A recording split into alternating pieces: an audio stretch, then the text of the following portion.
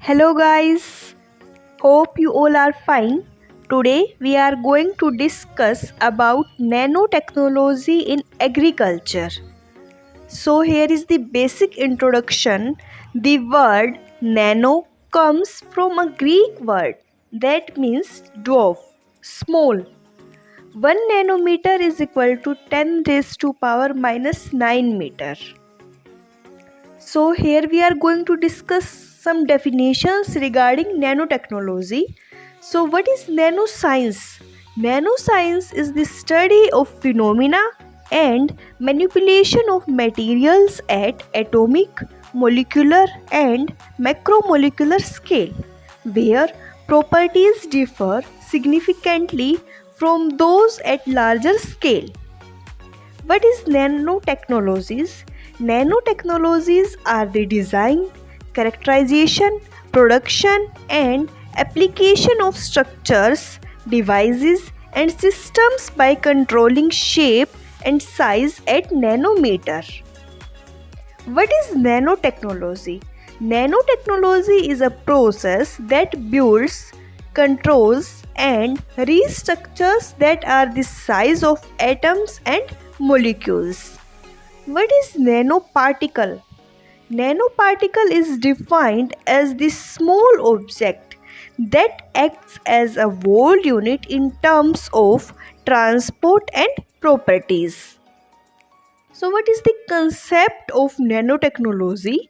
The idea of nanotechnology was for the first time introduced in 1959 by the physicist Richard Feynman. The term nanotechnology was first used in 1974 by Norio Taniguchi. So here is Richard Feynman.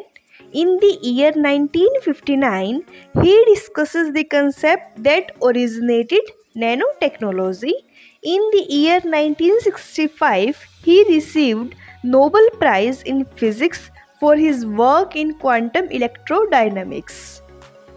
So here we are going to discuss about nanopesticides, nanofertilizers and nanosensors in agriculture. So what are nanopesticides? Nanopesticides are plant protection chemicals in which either the active ingredient or the carrier molecule is developed through nanotechnology. The major aim in the development of nanopesticides is to lessen the environmental hazards of a pesticide active ingredient through improving the efficacy of a chemical.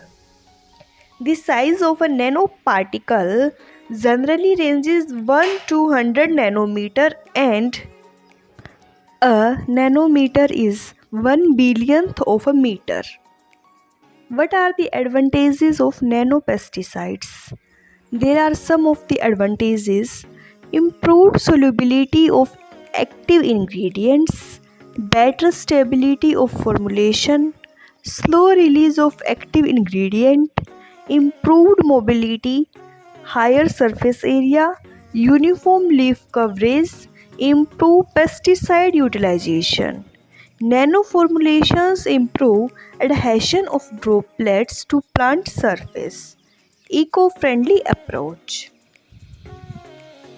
Here is an example of nanopesticide. Now what are nanofertilizers? Nanofertilizers are nutrient carriers of nano dimensions capable of holding bountiful of nutrient ions due to their high surface area and release it slowly and steadily that commensurate with crop demand. Nutrient use efficiencies of conventional fertilizers hardly exceed 30 to 35%, 80 to 20% and 35 to 40% of NPK respectively.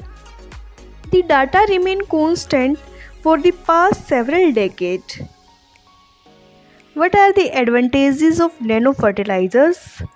Quality improvement, reduction of cost production, eco-friendly precision farming, 10 times more stress tolerant by the crops, balanced nutrient supply, regulation of nutrient migration to environment, improve soil activity, improve microbial activity, improve water holding capacity, and stimulated crop growth. These are the nano fertilizers. Now, what are the nanosensors? Nanosensors are any biological, chemical, or surgical sensory points used to convey information about nanoparticles to the macroscopic world. What are the roles of nanosensors in agriculture? As diagnostic tool for soil quality and disease assessment, as an agent to promote sustainable agriculture, as a device to detect contaminants and other molecules, as tool for effective detection of DNA and protein.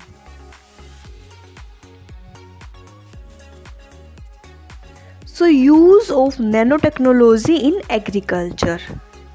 Nanotechnology in tillage. Mechanical tillage practices improve soil structure and increase porosity, leading to better distribution of soil aggregates and eventually modify the physical properties of soil. Nanomaterials uses increase soil pH and soil structure. It also reduces mobility, availability, and toxicity of heavy metals besides reducing soil erosion. Nanotechnology in seed science. Seed is nature's nano gift to man. It is self-perpetuating biological entity that is able to survive in harsh environment on its own. Nanotechnology can be used to harness the full potential of seed. Seed production is a tedious process, especially in wind-pollinated crops. Nanotechnology in water use. Water purification using nanotechnology exploits nanoscopic materials such as carbon nanotubes and alumina filters for nanofiltration. Carbon nanotube membranes and nanofibrous alumina filters can remove almost all kinds of water contaminants, including turbidity, oil bacteria, viruses, and organic contaminants. Nanotechnology in fertilizers. Nanotechnology has improved nutrient use efficiency and minimized cost of environmental protection. Fertilizer particles can be coated with nanomembranes that facilitate slow and steady release of nutrients. Slow release of nanofertilizers and nanocomposites are excellent alternatives to soluble fertilizers. Nutrients are released to a slower rate throughout the crop growth. Plants are able to take up most of the nutrients without any waste. Nanotechnology in plant protection. To protect the active ingredient from the adverse environmental conditions and to promote persistence, a nanotechnology approach, namely nano encapsulation, can be used to improve the insecticidal value. Nano encapsulation comprises nano-sized particle of the active ingredients being sealed by a thin-walled sac or shell protective coating. Nano encapsulation of insecticides, fungicides, and nematicides will help in producing a formulation which offers effective control of pests while preventing accumulation of residues in soil.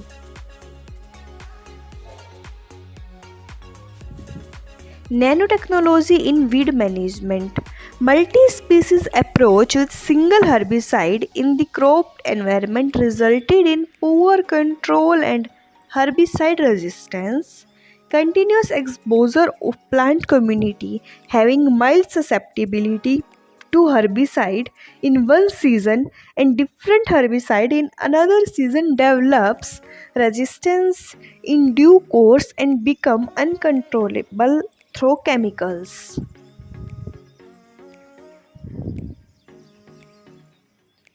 So thank you so much guys for listening me.